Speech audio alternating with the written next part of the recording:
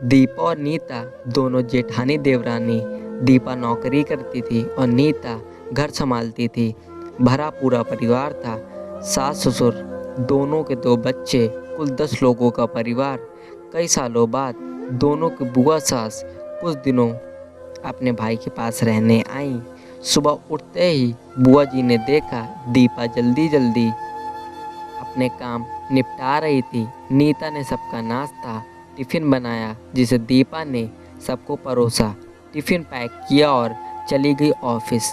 नीता ने फिर दोपहर का खाना बनाया और बैठ गई थोड़ा सास और बुआ सास के पास। बुआ जी से रहा नहीं गया, बोली, छोटी बहू तेरी जेठानी तो अच्छा हुक्म चलाती है तुझ पर। सुबह से देख रही हूँ रसोई घर में तू लगी है और वो महारानी दिखावा करने के लिए सबको नाश्ता परोस रही थी जैसे उसी ने बनाया हो। नीता और सास ने एक दूसरे को देखा। नीता बोली, नहीं ऐसी कोई बात नहीं है बुआ जी।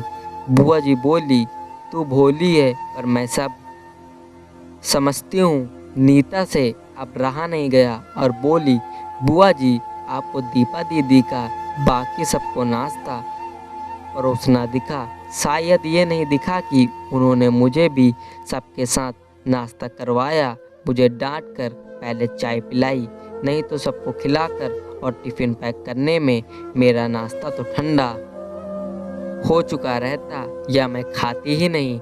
दीदी सुबह उठकर मंदिर की सफाई करके फूल सजा कर रखती हैं तो मम्मी जी को पूजा करने में अच्छा लगता है। मैं तो नहाकर आते ही रसोई घर में घुस जाती हूँ।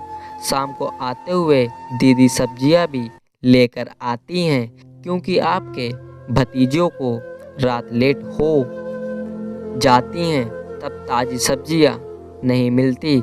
ऑफिस में कितनी मेहनत करनी पड़ती है, फिर ऑफिस में काम करके आकर रात को खाना बनाने में मेरी मदद करती हैं वो मेरी जेठानी नहीं, मेरी बड़ी बहन है। मैं नहीं समझूंगी तो कौन समझेगा। बुआ जी चुप हो गई। शाम को दीपा सब्जी की थैली नीता को पकड़ाते हुए बोली, इसमें तुम्हारी फेवरेट लेखक की किताब है, निकाल लेना। नीता खुश हो गई और बोली, थैंक्स दीदी। नीता ने सब्जी की थैली किचन में रखी और किताब रखने अपने कमरे में चली गई। बुआ जी ने दीपा को आवाज़ दी, बड़ी बहू यहाँ आना। दीपा बोली, जी बुआ जी। बुआ जी बोली, तुम इतनी मेहनत करके कमाती हो और ऐसे फालतू किताबों में पैसे व्यर्थ करती हो, वो भी अपनी देवरानी के लिए। वो तो वैसे भी घर में करती ही क्या है, तुम दिन भर मेहनत करती हो और वो घर पर आराम। दीपा मुस्कुराते हुए बोली, आराम?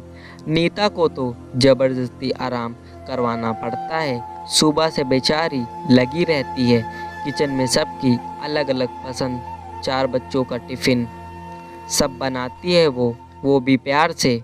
सुबह की चाय पीने का भी सुध नहीं रहता उसे। दोपहर को जब बच्चे आते हैं फिर उनका खाना, उनकी पढ़ाई सब वही देखती है। वो है इसलिए मुझे ऑफिस में बच्चों की चिंता नहीं रहती। मैं अपना पूरा ध्यान ऑफिस में लगा पाती हूँ। कुछ दिन पहले ही प्रमोशन मिला है। मम्मी पापा की दवाई कब ख़त्म हुई, कब लानी है उसे पता होता है। रिश्तेदारों के यहाँ कब फंक्शन है, क्या देना है, सब ध्यान रहता उसे। घर संभालना कोई छोटी बात नहीं है। मेहमानों की आवभगत बिना किसी शिकायत के करती है। उसे बस पढ़ने का शौक़ है। फिर मैं अपनी छोटी बहन की छोटी सी इच्छा पूरी नहीं करूँगी तो कौन करेगा। बुआ जी की बोलती फिर से बंद हो गई।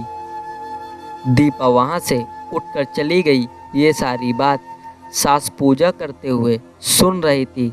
बुआ जी के पास आकर बोली, जी ये दोनों देवरानी जिठानी सगी बहन जैसी हैं और एक दूसरे का अधूरापन पूरा करती हैं। मेरे घर की मजबूत नींव है ये दोनों, जिसे हिलाना नामुमकिन है।